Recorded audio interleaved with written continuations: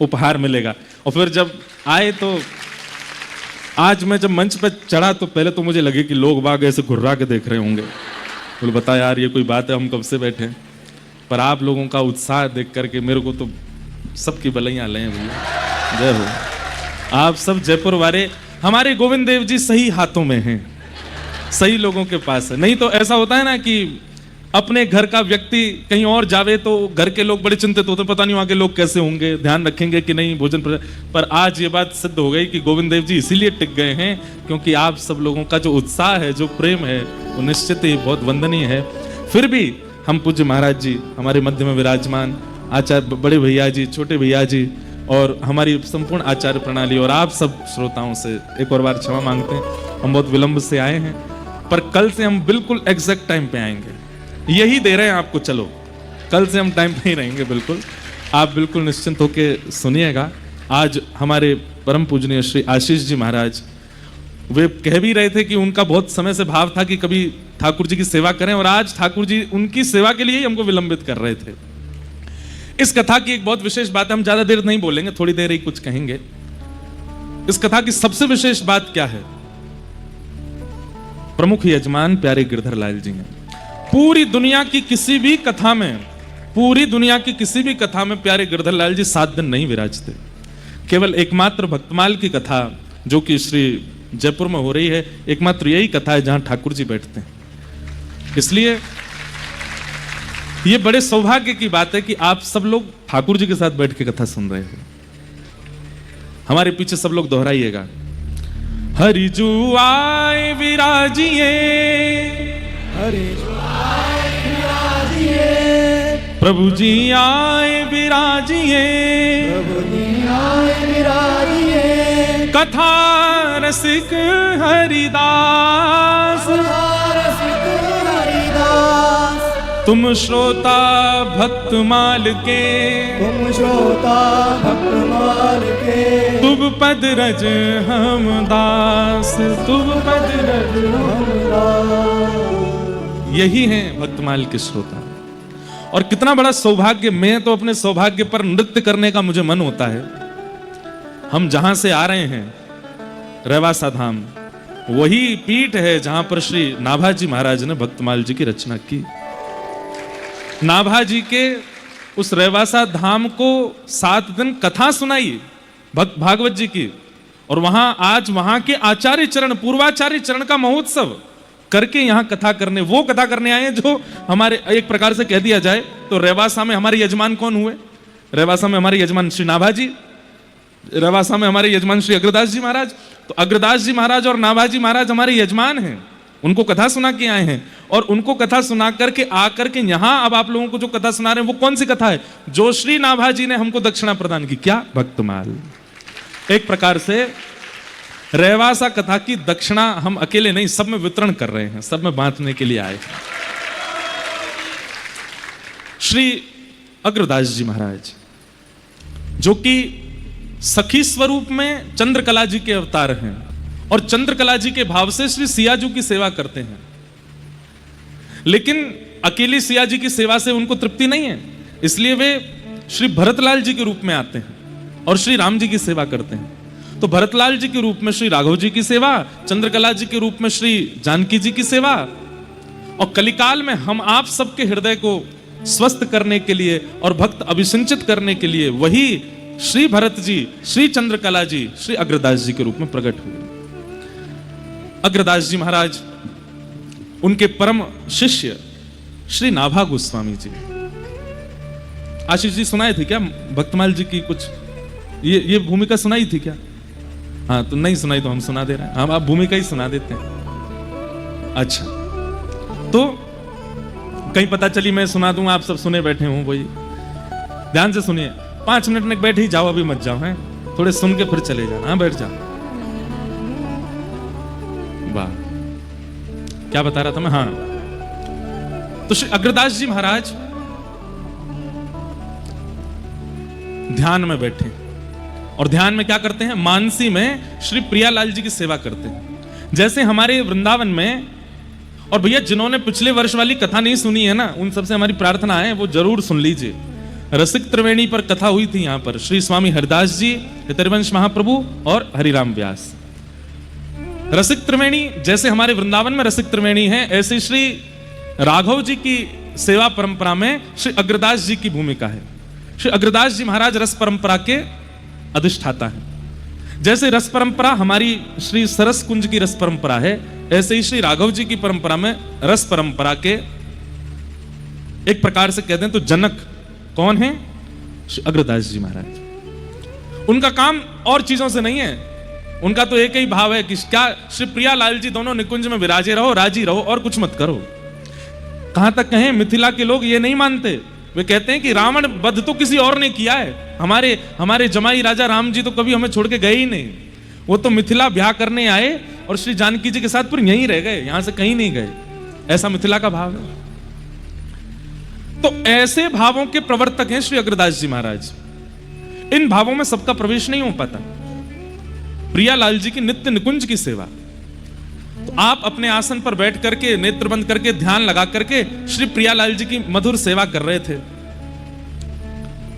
Says पर श्री जी विराजी हैं, says पर श्री राघव जी विराजे हैं और उनकी मधुर भाव से आप सेवा कर रहे थे। पद सुनाए कोई निज भाव का। श्री अग्रदास जी महाराज।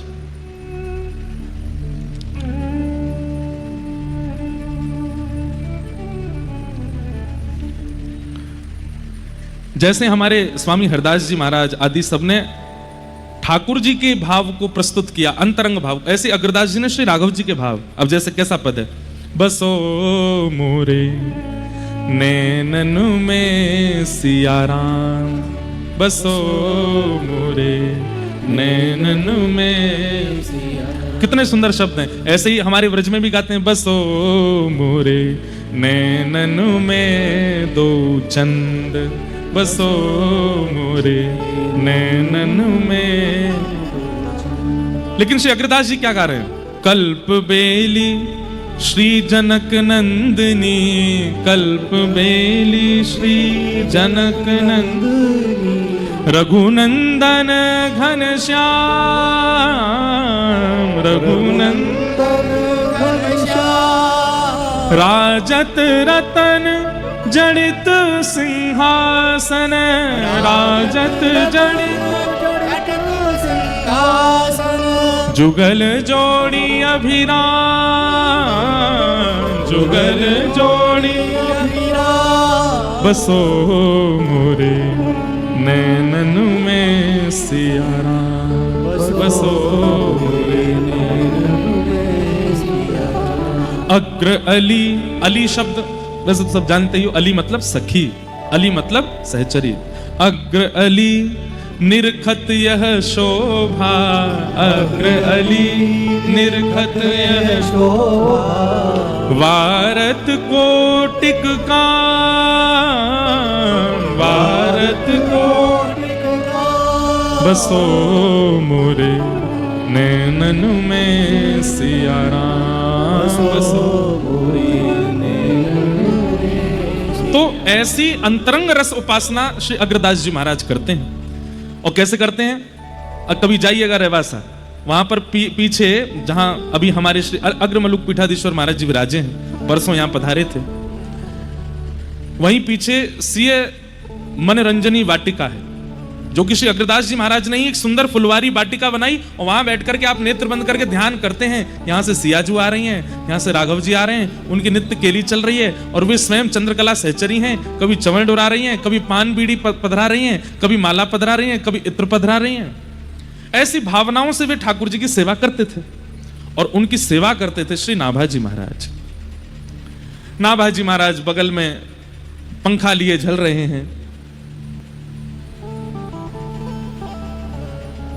मैं देख रहा था आचार्य चरणों में चित्र है कि नहीं।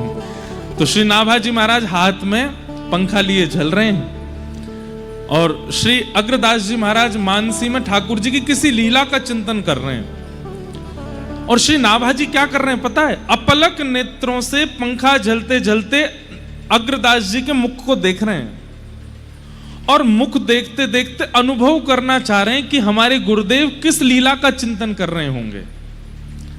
क्योंकि पूछ तो सकते नहीं है। एक बात याद रखिएगा, शिष्य का शिष्यत्व एक चीज पर टिकता है, और वो क्या है? संकोच। अगर किसी शिष्य को अपने गुरु के सन्मुख संकोच नहीं होता है ना, तो कहीं ना कहीं उसके शिष्यत्व में कोई कमी है।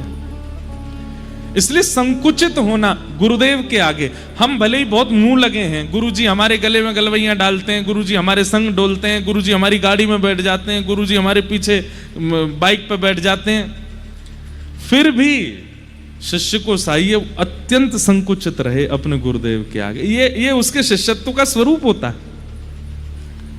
तो श्री नाभाजी महाराज वो पंखा झल रहे हैं और श्री अग्रदास जी के मुखमंडल को देख के बाहर से अनुभव कर रहे हैं कि ये कौन सी लीला का स्मरण कर रहे होंगे।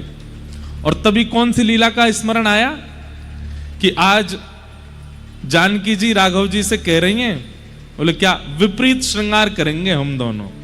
मतलब राम जी आज आप जानकी बनो, मैं राघव बनूंगी।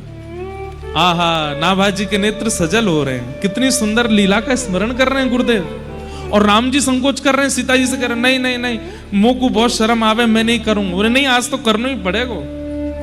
और जबरदस्ती किशोरी जी के हट से राघव जी चुनरी पहन रहे हैं, लहंगा पहन रहे हैं। अब हमारे वृंदावन के लाला के लिए तो ये बात बड़ी सहज है, बिहारी जी तो लहंगा में ही रहे हैं। श्यामा सखी को स्वरूप श्रीनाथ जी धारण करें, इनको लाली बनवे में नेक संकोच नहीं आवे। लेकिन हमारे राघव जी वो बहुत संकोच कर रहे हैं, सीता जी से कह रहे हैं नहीं नहीं, ये कोई बात है? अरे अंतःपुर में है, आज आपको जानकी बनना ही पड़ेगा। लहंगा पहनो, लहंगा पहनो। और जो भी माताएं पहनती सब पहना, गले में हार वार पहने। राघव जी ने अपने घुंघराले केश खोल दिए, हाथों में कड़ूला पहने, सुंदर चुनरी पहनी, आंखन में काजल लगाए, होठन में लालिमा लगाई, बिंदी पधराई। यहाँ पे सुंदर वो क्या पहनते हैं, मोगला, जो भी यहाँ पहन लियो। आहा, राम जी को देख करके सीता जी तो बार बार भले ही ले बने। आहा, कितने प्यारे लग रहे हैं, कितने सुंदर लग रहे हैं। इतने में ही जानकी जी राघव जी का रूप धारण करके आई हैं, बढ़िया सुंदर धोती, ऊपर पीतांबरी पहन करके, यहाँ तस्कर में बाण है, यहाँ पर धनुष है, केश खोल करके और बढ़िया मुकुट सिर पर किरीट धारण करके सीता जी राम जी का रूप धारण करके आई और दोनों विहार कर रहे हैं। वशिष्ठ मुनि, उनका नित्य नियम है, वो रोज संध्या होते ही जब सब अपने अपने घरों में अंतःपुर में चले जाते हैं, तो वशिष्ठ मुनि जाते हैं और सरजू जी के तट पर बैठ करके नेत्र बंद करके पूरे दिन तो गुरु जी बने घूमते हैं, और रात्रि में श्री वशिष्ठ मुनि नेत्र बंद करके श्री राघव जी और जानकी जी को परमात्मा मान के प्रणाम करते हैं। पूरे दिन तो गुरु रूप में रहते हैं। तो वशिष्ठ मुनि जैसे ही रात्रि में गए, नेत्र बंद करके जैसे ही बैठे, तो क्या देखा? राम जी तो गोरे गोरे डोल रहे हैं और श्री जानकी जी सांवली हो गई हैं। राम जी फिरकनी ले ले करके नाच रहे हैं और श्री जानकी जी जो हैं वो कभी प्रत्यंचा चढ़ावे, कभी धनुष बाण ऊपर करें। तो वशिष्ठ मुनि बोले ये राघव जी गोरे कैसे हो गए और श्री जानकी जी सांवली कैसे हो गई?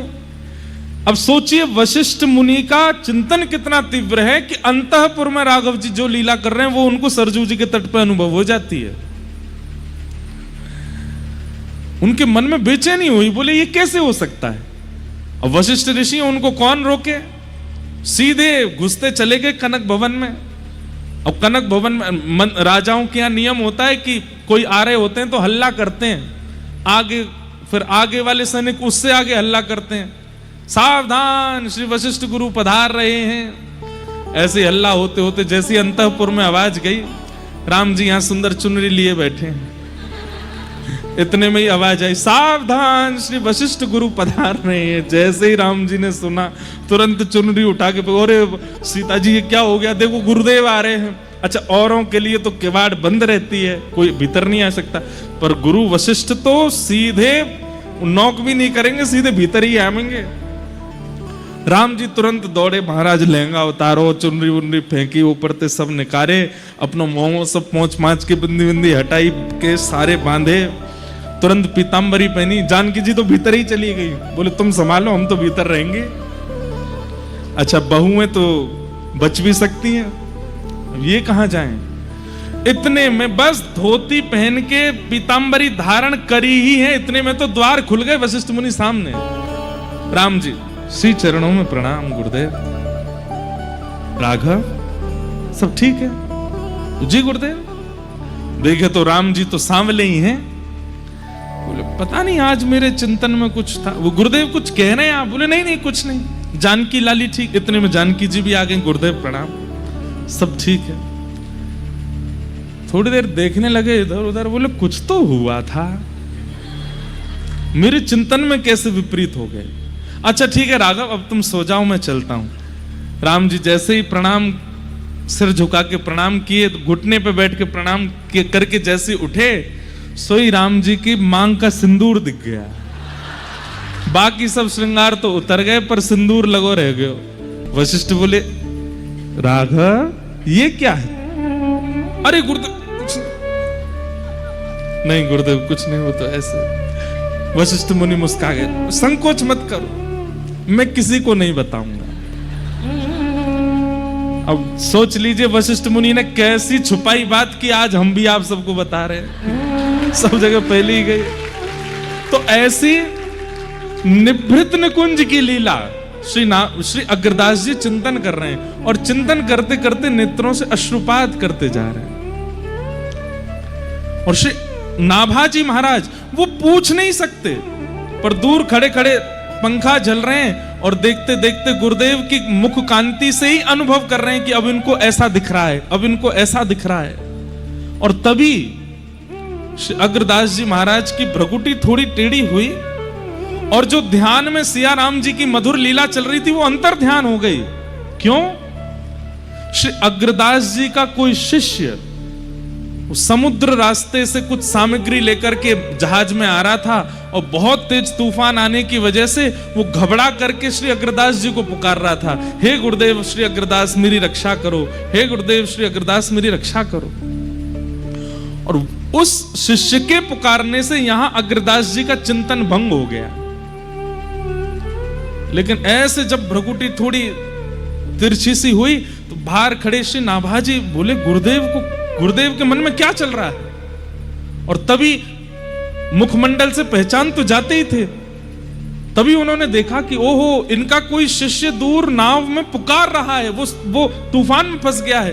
तो आप जो पंखा झल रहे थे ना, उसको दूसरी दिशा में जोर से झलना प्रारंभ किया, तो यहां नाभाजी के पंखा झलने से दूर समुद्र में उसकी जो जहाज तूफान में फंस गया था, वो हवा के झोंके से तूफान से निकल करके सुरक्षित स्थान में पहुंच गया और सहज ही निकल गया। और नाभाजी महाराज तुरंत बोल पड़े, गुरुदेव अब आप पुनः अपना चिंतन कर सकते हैं। आपके परम शिष्य की जो जहाज फंसा था, अब वो सुरक्षित पार निकल गया है। ये सुनते ही श्री अग्रदास जी के नेत्र खुले और बोले, तुम्हें कैसे पता कि मेरे चिंतन में क्या चल रहा है? ये अनुभव तुम्हें कैसे हो रहा है? नाभाजी महाराज चरणों में गिरे, सब आपकी कृपा है गुरुदेव, मेरी कोई कृपा नहीं, मेरी कोई योग्यता नहीं है। अग्रदास जी महाराज बोले तो फिर बैठो, अगर ये योग्यता प्राप्त है तो इस योग्यता का एक सफल कारण करो। बोले क्या? भक्तन को यश गाओ। तुम यहां बैठ करके किसी का भी चिंतन कर सकते हो, तो यहां बैठ करके भारत में प्रगटे दिव्याति दिव्य भक्तों का चिंतन करो और उनका यश लिखो, और दिव्य भक्तमाल ग्रंथ की रचना करो। और श्री नाभाजी महाराज ने यहीं रहवासा तीर्थ में, जहां से हम कथा करके आए हैं, वहीं बैठ करके सीए मनोरंजनी वाटिका में एक एक भक्त का चिंतन करते गए, और वही भक्तमाल ग्रंथ तैयार होता गया, जिस भक्तमाल को हम सुनने के लिए बैठे। 3 आचार्य नहीं आए, हरिदास जी, हरिराम व्यास जी और हितरिवंश महाप्रभु। क्यों नहीं आए? क्योंकि ये तीनों वृंदावन छोड़ के कहीं जाते ही नहीं। हरिराम व्यास जी तो कहते हैं कि मैं ब्रज की तृण की शपथ खा के कहता हूं कि श्री किशोरी जी के अलावा किसी को देखूंगा भी नहीं। कैसे आ जाएंगे रेवासा? तब श्री नाभा जी ने चरणों में प्रणाम करके कहा, बोले भगवान सब आ गए, लेकिन ये रसिक त्रयी हरित त्रयी नहीं आए मेरे चित्त में। तब श्री अग्रदास जी बोले वो इसलिए नहीं आ रहे हैं क्योंकि जब तक राधा रानी जहां नहीं पहुंचेंगी वो तीनों नहीं आएंगे। तब श्री अग्रदास जी ने किशोरी जी को स्मरण किया, और किशोरी जी का स्मरण करते ही रेवासा में सीय मनोरंजनी वाटिका में साक्षात ललिता विशाखा के सहित श्री किशोरी जी प्रकट हो गए। और किशोरी जी के आते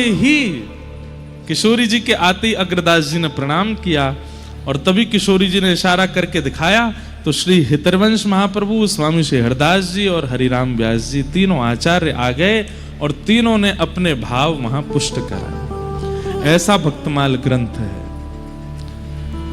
तो इन्हीं भक्तमाल जी की चर्चा हम लोग श्रवण करेंगे। आप सब लोग अवगत हैं, 3 रसिकों के चरित्रों पर हमने पूर्व वर्ष कहा था, और पिछले वर्ष ये भाव कहा था मंच से कि इस बार श्रीमद वल्लभाचार्य जी महाराज, श्रीमद रामानुजाचार्य जी महाराज और श्रीमन चैतन्य महाप्रभु, इन तीनों के मंगल यश को हम यहां से गाएंगे। तो आज तो प्रथम दिन भूमिका में निकल रहा है और बहुत समय भी हो गया, 9 बज गए हैं। आप सब लोगों के मध्य में बस हम आज प्रारंभ प्रार्थना कर दी है। कल से 2 दिन एक महापुरुष का चरित्र चलेगा। तो कल और परसों श्रीमद वल्लभाचार्य जी महाराज, फिर उसके बाद या तो चैतन्य महाप्रभु या फिर रामानुजाचार्य जी, जो आज्ञा गिरधर लाल जी करेंगे उनका चरित्र ले करके हम 25 तारीख तक यहाँ पर चर्चा करेंगे।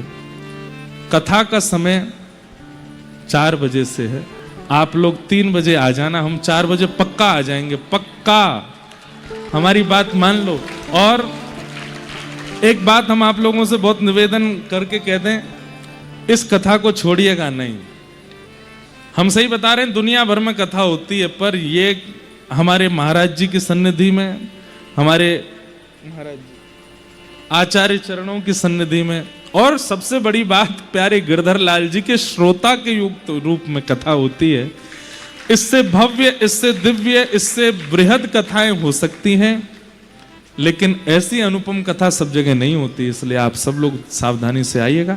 श्यामा हृदय कमल सो प्रगट्यो, श्यामा हृदय कमल सो प्रगट्यो, और श्याम हृदय